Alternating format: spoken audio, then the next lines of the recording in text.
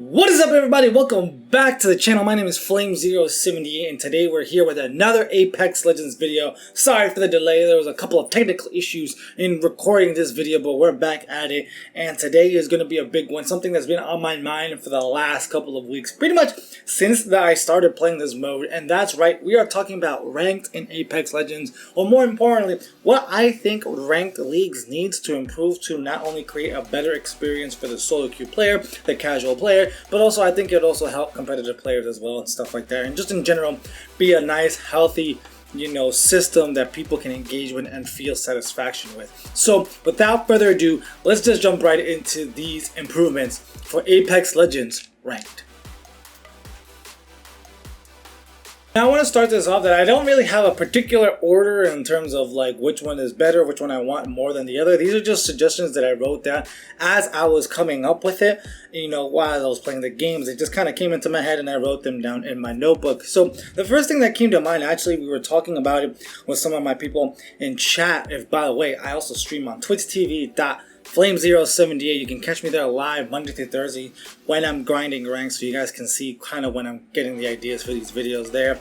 But we were talking about in chat about a better matchmaking system, or a selective matchmaking system. What I mean by that is allow us to control kind of the pool of players that we can go up against. Right now it is RP based, obviously, and it matches you whoever is closest to that. But of course, depending on the time and whatnot, you might get unexpected people in your lobbies. For example, once I get to Platinum, it's very clear, very easy to tell that once you get into Platinum lobbies, a lot of times, depending on the time that you play, you're going to get Diamond players, you're going to get Predator players, you're going to get Masterclass players in your lobbies, and that's not going to lead to a fun time, especially if you're solo queuing, especially if you don't have a lot of time, because these players shouldn't be in your lobbies to begin with. They're just being put together simply because we're trying to give you the fastest queue time possible and to give you matches, and the RP difference isn't that much, since it's not like, it's not every single person, but like, it's sprinkled in. But even so, that still can leave bad, because two things can happen.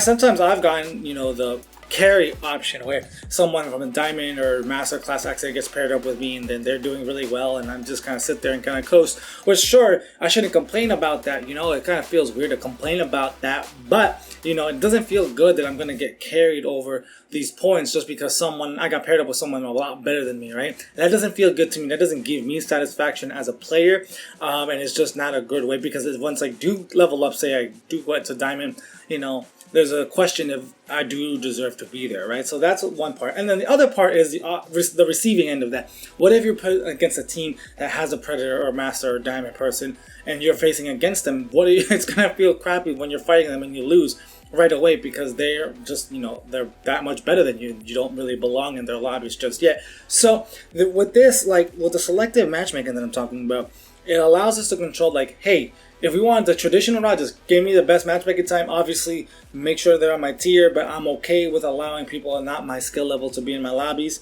Cool. But if not, let me select. Listen, I don't care how long the matchmaking is going to take. I only want Platinum tier players in my lobbies, right? That's it. That's all I want. And then even if it takes longer, sure. But make sure, guarantee me that my lobby is going to be Platinum. It's going to guarantee me that it's going to be Diamond, etc., etc. And this is going to be a little bit tricky, obviously, because of what they've broken down, who lands where at the end of every season. And the majority of players are Platinum, right? Like a good chunk of land between there. So it is kind of hard once you get to Diamond, Master, and Predator. This might be a little trickier for them because, there's not a lot of players to grab from, right? But now with crossplay implemented, our pools are a lot bigger, so I feel like this will be solved a little bit. And also, when it comes to Master and Predator, they can just be grouped together. They are kind of the same kind of tier of players where you can sprinkle in some Diamond. I think that will work just fine. So you have 3 tiers of players that can all be guaranteed matched together. Leave Platinum on their own because they deserve to have a chance to iron it out to get to that next tier, right? If anything, it's like Gold, Bronze, Silver can kind of get clumped together. Platinum just by itself, and then Diamond, Masterclass, and Predator should be their own together, right? And I think that's will be a little bit better just in the sense of guaranteeing me, the player, the chance to ensure I'm fighting people I want to fight against, right? That's all it really is. And obviously another thing to the matchmaking thing is ensure that, I'm being paired up with people that I'm playing with. What I mean by that is, if I'm solo queuing, ideally I want to be in a lobby of all solo queue players. That would make the best experience, because that means everyone's on the same footing, everyone's just with a bunch of randoms that they don't know, and everyone, is either working to get communication, stuff like that. It is not great when you're solo queuing and you clearly run into a 3 pre-made lobby, a 3-stack lobby, because you're going to be a little bit disadvantaged of playing together. They're more coordinated, and if your randoms are not participating with you in the team game, it's going to be very, very difficult. So if they can break that between solo queue, people who are queuing up with duos, people who are pre-made, make them their own separate queues as well, I think that would be very nice. Obviously, the big thing there is the numbers. I don't know if the numbers support that. I think they do to a certain degree, but I would only feel a lot better if I just knew that if I'm solo queuing, that all my lobbies are solo queues as well. But we'll have to wait and see. That's just a suggestion that I think would at least help my experience a little bit better. I don't know. What do you guys think? The next thing that I think about when playing ranked and like what's going on with the current system is the rewards, and it's kind of like a small thing, right? Not a huge thing in my opinion, so I won't take too much time on it, but I think maybe revisiting what rewards you get during ranked. Right now you get a gun charm, you get a badge, and if you get to the top 2, you get like this cool visual drop trail that it can signify where you stand, which is all nice and good. But that's kind of more of like an external reward where like, hey, I got something to gloat about, I can showcase off. But the gun charm is more of a little personal thing, because who gets to really see your gun charm in the game. So I think maybe it's shifting and allowing some more personal rewards so the player can personally feel satisfied of what they've achieved. So like maybe awarding crafting material based on the tier that they got, so that way they can get something in the game that they've been looking forward to, and that they haven't had any luck with the loot boxes and stuff like that. I think that would be a little bit better as well, because the external stuff is really good, don't get me wrong, I think that's nice to showcase off, but a little bit more incentive on the personal side, more internal, where like, hey, I feel good because I was able to get this and grind this out, I think would be, go a long way to ensure that players come back and play the game again and again. The next thing that I want to talk about is the RP kind of change that with the kills and assists. One thing that has been bothering me since they've implemented the system is the cap on kills and assists that you get to assist you in going up in rank and getting RP. I think it's completely pointless to cap that, because it doesn't do anything healthy for the ranked matches, you know what I mean? Because people are always playing for placement, which means they're going to leave and do very bad decisions, whether it be abandoning in fights because they are afraid of losing RP anymore because they've been having a couple of bad games, so they abandon their teammates even though it could have been a winnable fight. They just abandon and don't even go back for the banners. So they just leave just to save placement.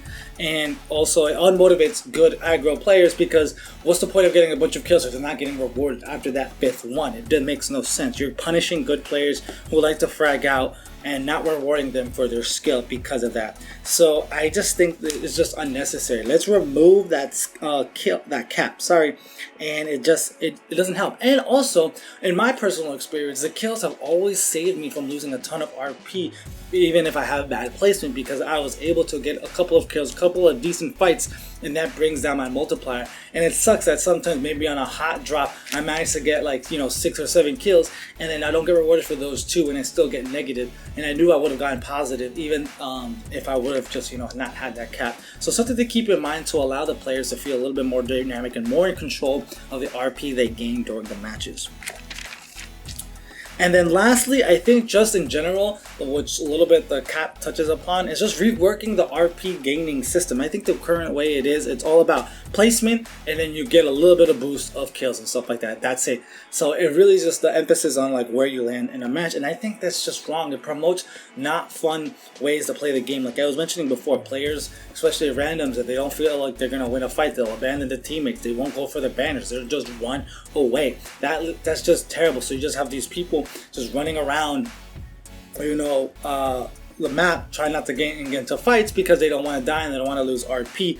Vice versa, like if your teammates are dead and they don't want to lose RP, they stick around and watch the other person for 20 minutes or so I've been guilty of doing this, but I've seen a lot of people complain that, oh my god, I just stick around, whatever, walk away and just try to get some RP just because I don't want to lose it. Which, one, that is unfair to the player because they're wasting time. They could be playing your game and enjoying it instead of just like watching. But two, it promotes this way of getting up to tiers in a way that's not earned, and then you're going to get a bunch of people that don't belong in their rightful tiers because they did this kind of thing where they just waited until how far they got out to just make sure. So that kind of promotes like these negative things as well. So in my opinion, RP should be gained. Obviously, placement is part of it, but the other portion should be filled in with kills, damage, respawn, revives, like things that promote team play, right? The respawn and revives obviously are a given. If you're helping your teammates stay in the fight longer, getting them back, that should be rewarded. You should get RP to some degree, some percentage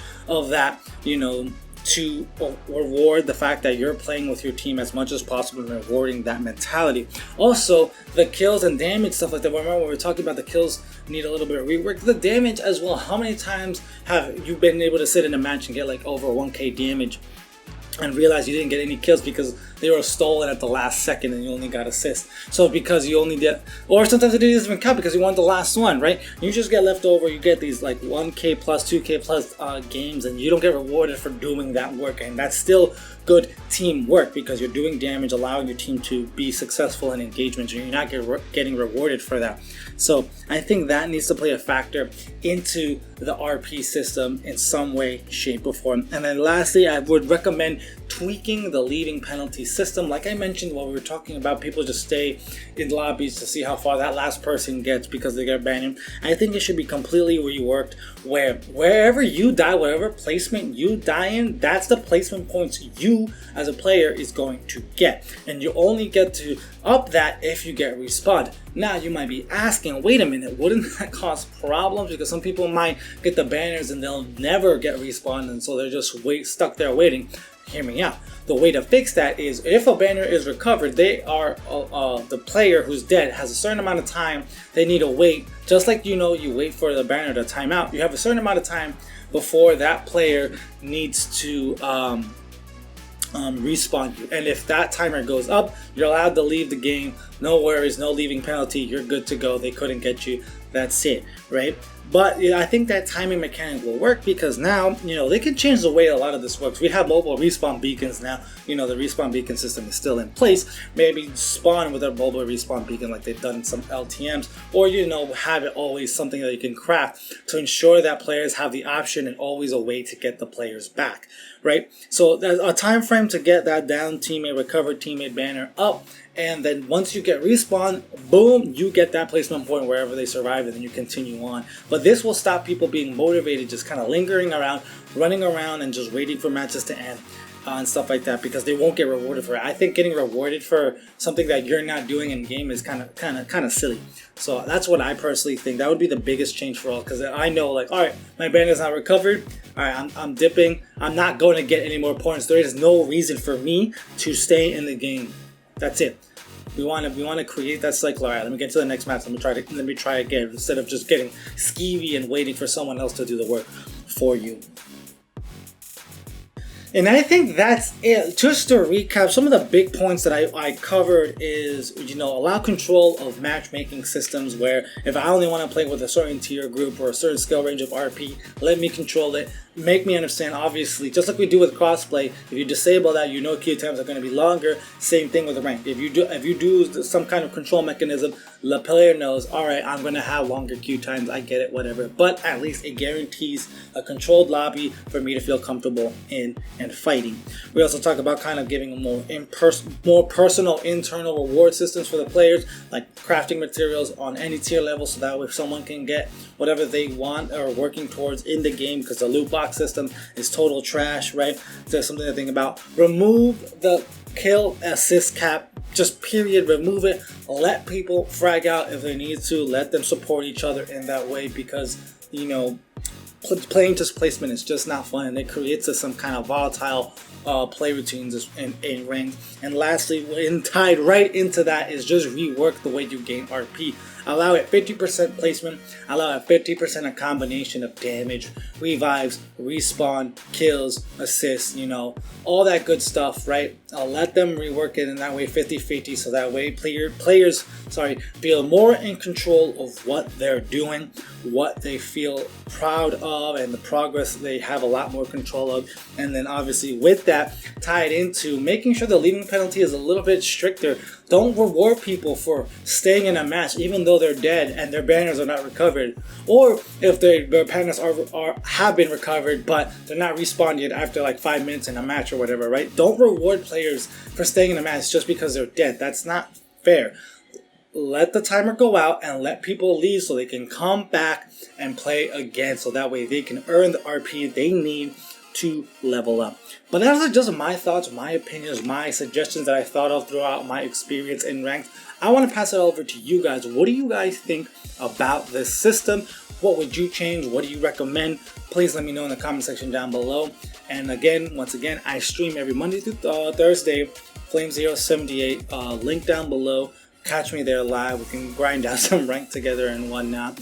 But that is it for me. Stay tuned later this week for more videos. Appreciate y'all. Have a great one.